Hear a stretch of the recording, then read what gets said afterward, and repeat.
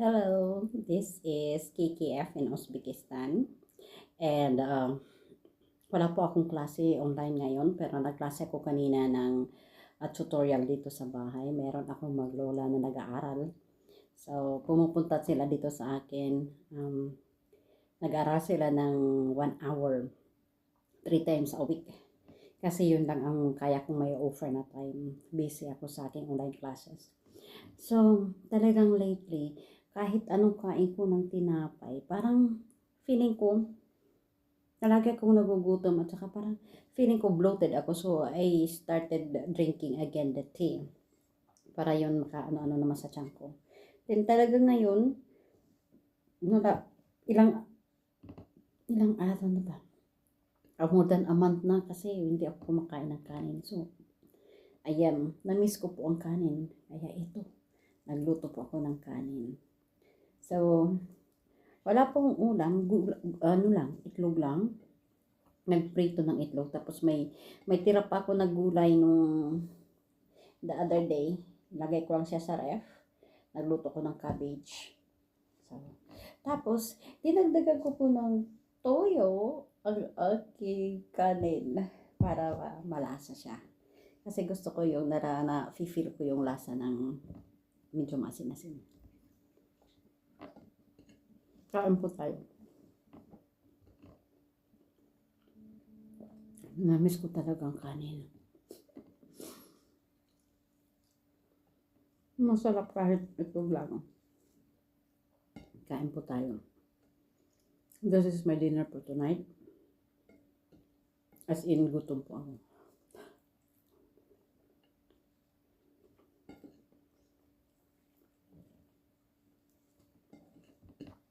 Naka-live po ako.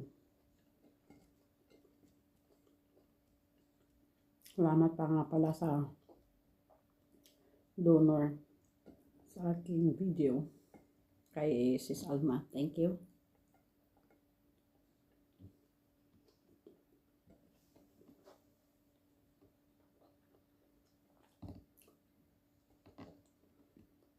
Ang aking mga momo ang permanente na andyan.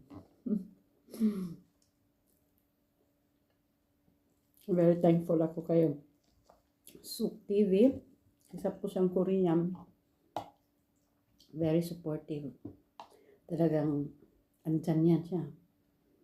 Magsimula ka pagpasok na yan.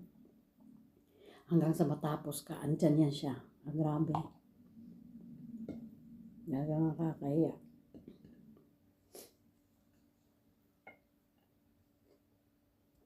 Kaya pag nagla-live din siya, natambayan ko.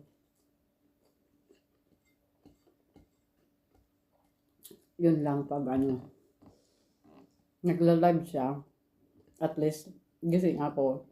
Ang problema sa akin, pag nagla-live ako, tulog siya. Talagang antok yan siya. Gaano yan siya, sabi niya. I will leave the computer on. Sabi ko, di, matulog ka na. Hiyaan mo lang yan. Dalawa yan sila na paratambay sa akin, si GV143. Nasa US. Pag tinatambayan ka ng mga taga-US, ang laki ng watch hour. Pag silang tumambay,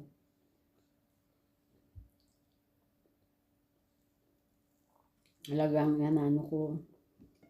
nalakad ko si Kun na makuha uli yung WH. Kaya, aaraw-arawin ko ang pagla-live. Kahit kunti lang tao, kaya ang habol ko talaga is WH. Kasi yun ang kailangan ko. Yun ang kailangan ng mga subscribers talaga. Kasi meron naman akong subscribers. Ang pinupuntarya ko po sa ngayon is maibalik yung monetization ko. Sana may balik.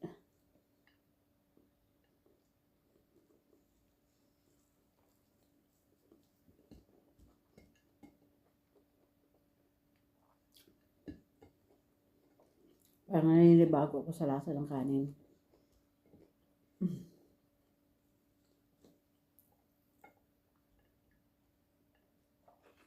Ang sarap kumain ng kanin. So, ayan lang po muna. This is KKF in Uzbekistan. Thank you. Hanggang sa muli. Sa simple kong hapunan.